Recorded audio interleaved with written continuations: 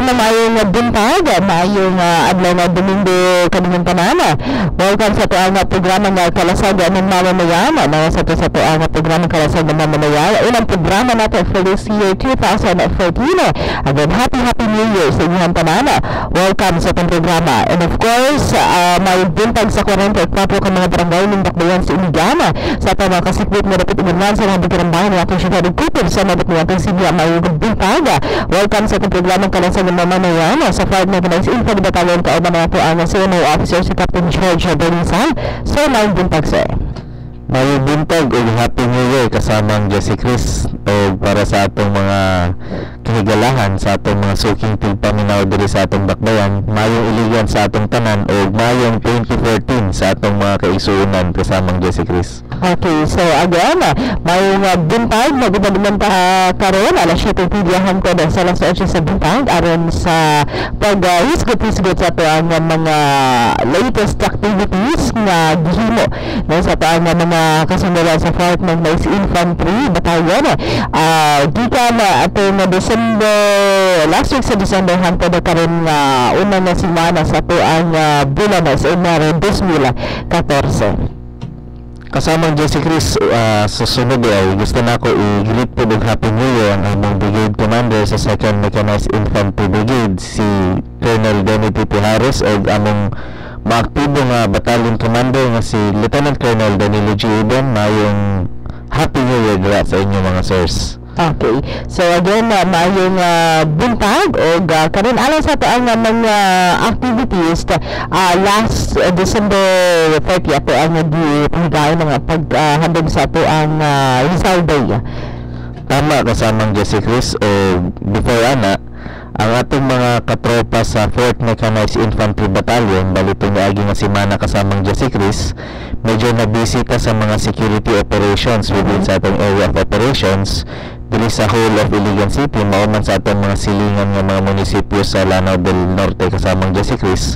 Mao na nga ang atong activities nga nasulti nimo ang Rizal Day katong December 30 mao to ang pinaka-highlight sa atong activity karong katong niaging simanaha kasamang Jesse Chris. Okay, so ginusta ang assessment sa ito ang security sa gitna po na pag-monitor sa mga lugar no, na anaasa po ang area of responsibilities from Christmas na pag-monitor na po ang pila sa pagsugod na po sa bagong tuig 2014. Sa atong mga tigpaminaw kasamang Jesse Chris, kung napansin nila kung nagbiyahe sila itong niaging ng New Year o niaging na Pasko, napansin siguro nila na within sa among area of operations labi na diri sa Iligan paingon dito sa Lanao del Norte proper, medyo daghan kaayo security checkpoint operations uban ang atong mga kaisunan sa Philippine National Police kasamang Jesse Chris. Kaya sa nasulti na nato nga amuni ang mga holiday seasons kung asa ma red alert ang atong mga kasundaluhan mao man atong mga kapulisan kay mao ni ang mga events nga kung asa lisod na nga masingitan taog mga bad elements sa atong mga palibot kasamang Jesse Chris. Okay. Pero so far wala ba tayo na record or na pala sa ato ang pag-monitor? So kasamang Jesse Chris, tungod sa gipaigting nato nga mga security operations atong niaging holiday seasons uban ang Philippine National Police, medyo normal naman ang situation sa atong area of operations kasamang Jesse Chris o naay mga petty crimes lang which is dili gid siya nga nataganag emphasis sa pag-celebrate nato sa Pasko o sa New Year kasamang Jesse Chris. Okay. So far sir, sa ato ang assessment naman pinagdi nato ato ang captured kanina sa ato ang area of operations. Oo, kasamang Jesse Chris, mao na nga among ginasulti nga padayon gid ang among partnership sa Philippine National Police sa pagkandak nato og mga security operations labi na gid sa mga panahon kung asa daghan kayo ang pag-congregate sa mga tao, kung asa daghan kayo namalit og mga pabuto halimbawa ato kasama Jesse Chris sa syudad o uban pa nga mga activities Chris katong niagi nga holiday seasons. Okay. So sa ato ang pag sunod sa tuig 2014, so agad ako sa i-congratulate na ato ang mga kasundulan. It's another year na po na kuan pa no. It's another year for us na mo hindi na po bago nga mga kuan mga bago nga mga aktibidad sugod karong January. Actually natin mga upcoming activities po, and of course mga programs no. So may sa taong maayong buntag sa ato mga kigalaan nga nakamonitor karong buntaga dinha sa Barangay Abuno kang Kapitan Josephine nagbasa ng buntaga. And of course ato mga kigalaan sa Tubong Manuang. So and of course ato ang nabili nato nga ato ang higala na dinha sa Fort Canay si Captain Ryan Tanyada dinha sa Fort Canay. Happy New Year sir. And maayong pagdaminaw sa tumahulanan sa Barangay Palao labi na ni Captain Ani Kapitana Boy Diaz dinha sa Barangay Palao. Anyway, balik kasi no, sa ato ang mga activities karon na ato mga upcoming po mga activities, wala tayong mga nahimo karon nga mga activities tungod sa ato ang himo nga mga hugot nga hugot na security para sa Christmas New Year so no. Kasamang Jesse Chris, mauna nga ang pinaka-highlight nato is katong pag-celebrate nato sa Rizal Day atong December 30 o sa nasulti nimo na bago lang nga abres ang tuig sa 2014 Year of the Horse, Wooden Horse. Bali daghan na pud kayo nga naka online nga mga activities nato sa 4th Mechanized Infantry Battalion. Actually sa nasulti nimo natay upcoming activity in partnership sa Infantry sa DXIC kasamang Jesse Chris o mauna nga kinahanglan nato na planuhon ang mga butang nga moabutay pa nga mga CMO activities, civil military operations activities diri sa among area of operations kasamang Jesse Chris. Speaking of the Year of the Horse, last year daghan kitag mga activities na. So for this year 2014 magpalikan na po niya mga kasunduran sa Fort Meg na nakahanay ng mga aktibidad alam sa karong tuiga 2014. Kasamang Jesse Chris mo na sa continuous namong pag-invite sa ato mga stakeholders diri sa Iligan City mao man sa silingang dapit nato dira sa Lanao del Norte nga tabangan kami og makipag-partnership sa 4th Mechanized Battalion para sa mga klase-klase nga mga activities nga atong pwede i-conduct sa atong mga kaigsuonan labi na gid nga nasa mga hinter barangays kasamang Jesse Chris. Okay. So inana no actually natay bisita karon ito ina ni siya ni Sir George. Pero so far for this week mo pa to ato ang mga activity na nahimo sa aside atong to ang pagtambong sa ulit nato sa Rizal Day last December 30 naman hugot seguridad sa ato ang katawhan apila sa sa ulog sa Pasko inaman pagsugat sa bagong tuig. Bali katong Rizal Day kasamang Jesse Chris medyo nagdala tayo mga tropa katong pag-celebrate nato dito sa plaza sa Rizal Plaza, Jose Rizal Plaza diri sa Iligan City. O napansin nato nga medyo daghan gid kayo nga mga kaigsuonan nato sa different agencies o pati man sa mga private individuals nag-adto sa atong celebration kasamang Jesse Chris. Okay, so nag-apod sa programa naghala din sa mga bulak iniman bago sa mga tuang sa plano ni Zala o Dr. Jose Rizal din sa City Public Plaza. So karon sa ato ito ila po ang natay bisita karon na. Bali katong last nga programa nato kasamang Jesse Chris nahimo nato guest ang isa ka bag-o nga graduate nga officer sa Philippine Army nga si Second Lieutenant Jarvon Jake Makarandan o karon sa nagstorya nitong niagi nag-report na siya sa iyang bag-o nga unit which is nga naa sa Bicol base na siya karon o karon naman buntag natay kauban nga bag-o pong graduate sa Candidate Soldier Course. Meaning kung magsulti tayo Candidate Soldier Course muna siya ang atong mga enlisted personnel. Ang atong mga enlisted personnel sa Philippine Army mao na atong gina-consider nga backbone of the Philippine Army. When we say backbone of the Philippine Army kasamang Jesse Chris, sila gid ni ang ga-compose or sila ni ang gahatag og kusog sa atong mga kasundalohan kasamang Jesse Chris. Kay kung puro lang opisyal ang naa sa Philippine Army sa among organization, wala tayong nagbuhat ng mga accomplishments. Kay ang atong mga enlisted personnel mao ni ang atong working force.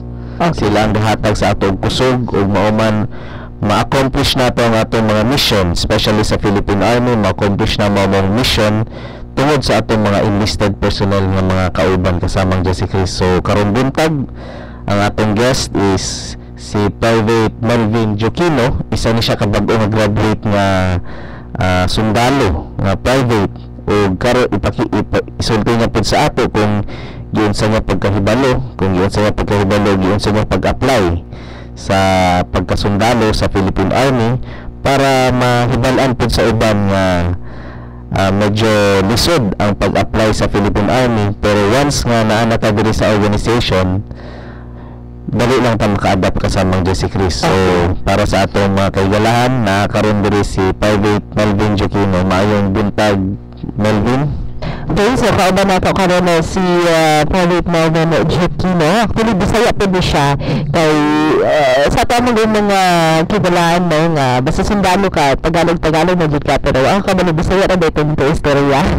Anyway, kauban nato si Private Melvin Joquino. Si mayong buntag graduate siya actually mga kasama sa candidate soldier course.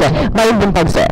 Mayong buntag kasama ang Chris ug sa tanang liganon na mayong buntag ug happy new year sa inyong tanan. Okay, so Bisaya ka, taga diri na ka sa Iligan, sir? Actually Bisaya Longo, pero taga Libungan at Cotabato ko originally. Okay, so pero gamian na ka sa dili, wala pa ka naka-graduate sa candidate soldier course, gamian na ka sa Iligan, familiar na ka diri sa Iligan? Wala po doon. Siguro kung wala ko na sundalo, wala po siguro kung nabot diri part sa Northern Mindanao diri sa Iligan. Okay. So, diyan sa nimo sunod o exam, aha ka, o kinsay nakapa-encourage siya sa inyo hanggang nagsundalo ka? Push na gihimo mo kasi last 2011, nagtrabaho ko sa General Santos City sa isa ka mall dito. So, tungod kayo na ako trabaho, murag nalis din ko na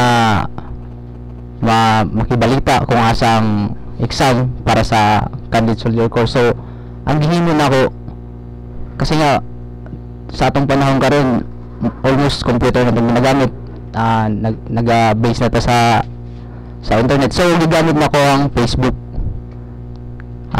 baligya-add na ko ang account sa Infantry Division na nasa Panacan, Davao City, kasi tungod lang siya sa Facebook. Tungod lang siya sa Facebook na. Okay. Then, after sir, mag-post sila sa wall o kung kinsa to interesado.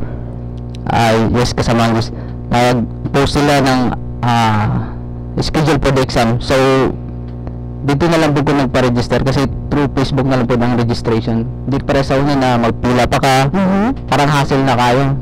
Then over 1,000 yung magpila. Parang lisod na kayo simula. So, pwede na mag-register din sa Facebook? Pwede na siya nun, sa karon. So, register online form, something like that? Hindi, sa Facebook lang siya, parang magko-comment ka lang din. Tapos, bibigay mo yung pangalan mo, yung tinapos mo, yung skill mo, at saka yung number. Then, sila na lang admin staff na lang din nila ang magte-text sa'yo na yun, schedule ka for this exam. So after the exam, sir? After the exam, after a week, may result na din dun. Through Facebook ko na lang din tinignan yung result. Okay. Dun nakalabas. Malalaman naman din yun kung sinong pumasa, sinong bumagsak. Okay. So, swerte, isa ka sa mga nakasunod. Yes, ma'am. Okay, so tungkol na siya sa Facebook ng mga kasama. Actually, ang Facebook, dili lang na siya pang face to face. Actually, bakit po na siya ang tabang. So, Melvin, sa imuhang mga naagian ng mga trainings, for how many months, sir? Kasi nag-start yung training namin November 16, then nag-end up sa April 12, 2013, so almost 5 months. Okay, so November 2011, nag-graduate ng 2012 April. Bali nag-start November 16. 13, 2012. So April 2013. Yes. Okay, so after so unsay mga proseso giagyan at least ang ato ang mga naminaw karon na interesado usab makabago og unsay proseso na imuhang himo. So kung nakapasa na ako exam dito sa Mindanao, so gikuha na ako result, then nakabalita ko nga naikota sa Mechanized Infantry Division na nasa Capas Tarlac. So ako mismo nag-add to sa Manila dito sa Capas Tarlac para mag-apply. Kahit na wala ko kaila dito, siyempre porsigido ko na mahimong sundalo, porsigido nga magserbisyo sa katawhan mo tong nag-add to dito. Okay, so wala po kay mga like sa to ang na interview si Kuan si Lieutenant Javin Jake Makarambag. Kuan man dito siya kanang diri siya sa MSU IIT, and then naa siya mga pili siya rapid isa pero naa siya mga nakailang nga taga diri dapat sa iligan. Pero sa inyong case, sir, wala ba kayo mga nakadungan nga mga kabatch makaano or mga kaila as in ikaron isa? Sa aming lugar parang wala good, pero sa kalapit bayan na kita sa gara ng good, no, kana na ibang bitaw na di mo lang pumapadaw ni kamurag hadlok man kay ako ra isa. Ang mahimo ako dapat porsigido ka na na mahimo kang sundalo, na dapat dili ka mag-hesitate na i-achieve kung saan goal mo para sa life nimo. Okay, how's the training, sir? Sa pagkatawag na training, medyo lisod po siya kasi pag nasa training kasi pressure ka physically and mentally. So pero wala na ako na siya gi-take at saka para ma-discourage ko sa training, kasi ginawa na ako na isa na sa preparation para sa para maka-perform og maayong pagserbisyo sa katawan o sa atong nasod. Okay. So, isa pag graduate no, sa candidate soldier course, kung sa inyong awhag siguro o mensahe sa ato ang mga kuan, sa ato ang mga naminaw karon na kuan pod ka na medyo nahadlok nga mga apply kay nag-inusara ra o sa inyong maawhag sa ilaha, so mensahe nga pwede mo na ipaabot. So gina-encourage na ako tanang kabatalunan na lalaki man o babae na may edad 18 to 26 na kung interesado mo magserbisyo sa atong nasod at as a enlisted personnel sa Philippine Army. So dili na mo magduwa-duwa. Kahit ako nga dati hesitate ko kasi ang height qualification dati 5'4", pero ngayon bumaba na siya. Nasa 5 flat na siya. Yung height ko 5'2". So kung nabalitan ako na nagbaba na siya, wala na ako nag-atubiling na mag-apply na ako, nagpursige na ako nga mag-apply. Okay. So si Javin Jake, pila dito yung height, sir? 5'2", yeah. 5'2", sir, no? So actually ang kuan na gud karon ang bago is 5 Flat. 5 flat. Okay. So katong mga kuan, katong mga imagine unsa na ako gamayang o sa nakamubuang ko ang 5 flat. Okay. So at least ang katong mga kuan, katong namin din mga disidido din magsundalo, pero may na-discourage sila tungod kay my God, height pa lang na ako. So ayaw ko hesitate na mag-apply pag panglantay ninyo na nakaabot ng 5. So go ahead, why not? Try lang na, diba? Wala may mawala kung i-try nyo na mag-apply. Okay. So sige lang akong pangutana, lastly basig lang kayo gusto ipaabot ka mensahe sa ito mga pagpaminaw. So sa tanan nga kabatanunan na interesado, pwede sila mag-inquire sa MOA. Muadto sila sa 4th Mechanized Infantry Battalion na nasa Camp Pintoy, Suarez. And then pwede po sa Facebook i-add nilang account na mo sa 4th Mechanized Infantry Battalion. Okay. Mag-post mo og mga update dito sa exam diri sa Iligan City. Okay, dahil yung taba ng Facebook. So, Melvin, salamat kaayo ha sa inyong mga oras for this morning na naka-umar ka naman sa kong programa. Balik ko na po, Sir George. na bagulang natin na hinabi si Private Melvin Jokino o gayon man yung mga kaagi proseso na after siya magdadwara sa candidates merger course isa na siya karon na sa mga sundalo di ka na sa 4th Mechanized Infantry Battalion. So inaana mga kasama no kanang ni paabot sa DSC so na din sa iyang mga minsay o pag-away sa mga kingalaan na gusto mo mga apply o gusto mahinog na sundalo. Actually natin mga schedule sir no kung wala ko nasayot natin mga upcoming na mga schedule for the exam. Daghan ta upcoming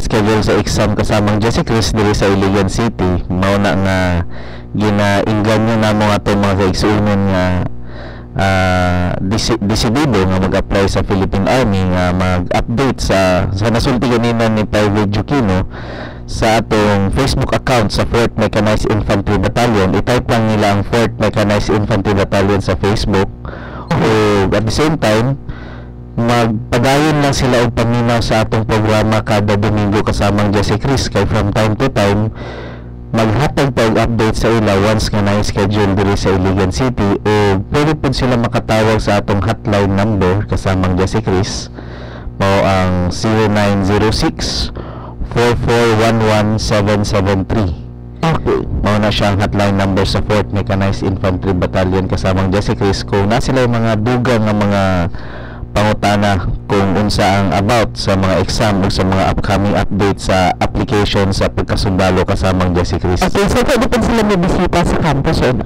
Oo, kasamang Jesse Chris o pangitaon lang nila dito kay ako mismo ang mag-entertain sa mga questions nila labi na sa atong mga kabatanunan kung unsang ilang gusto nga unsay mga proseso sa pag-apply sa Philippine Army as officer or enlisted personnel man kasamang Jesse Chris. Okay.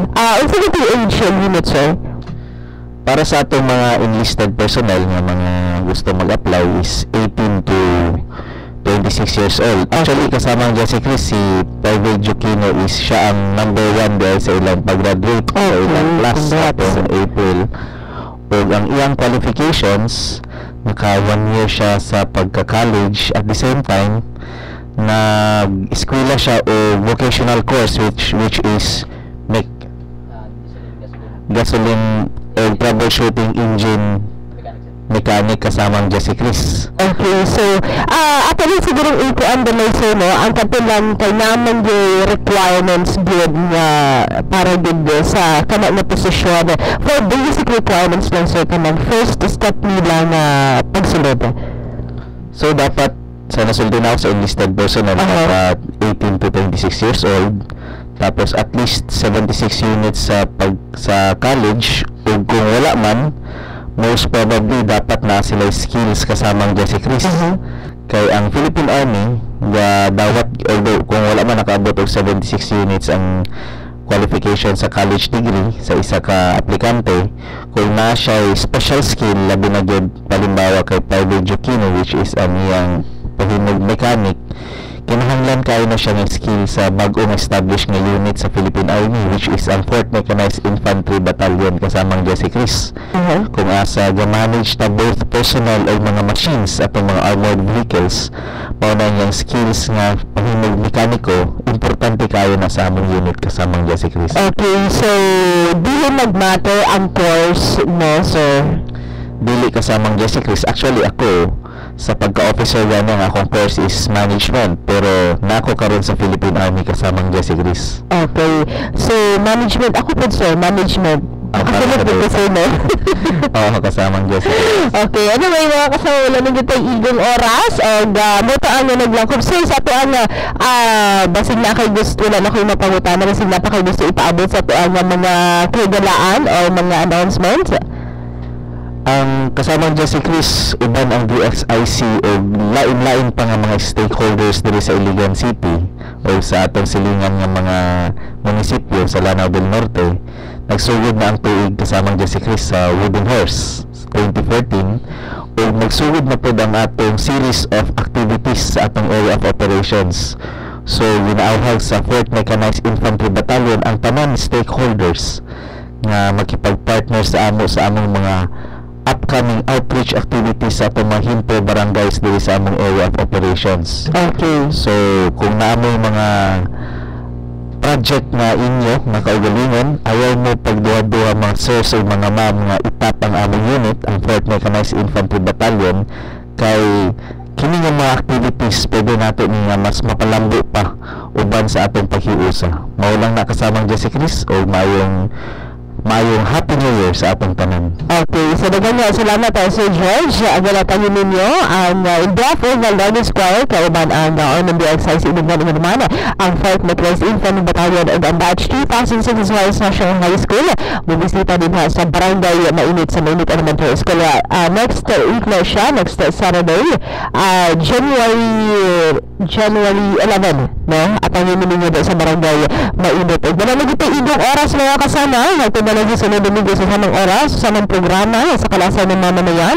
Kauban hapon na si Captain George Domingo sa ito ang CMO officer sa 4th Mechanized Infantry Battalion o inuman ito ang bisita ka rin si Private Melvin Jetina at ang bagong graduate sa candidate soldier course. May buntag sa inyo ang tanan, kini si kasama siya sa Chris Kinibato. Tapak, R&O.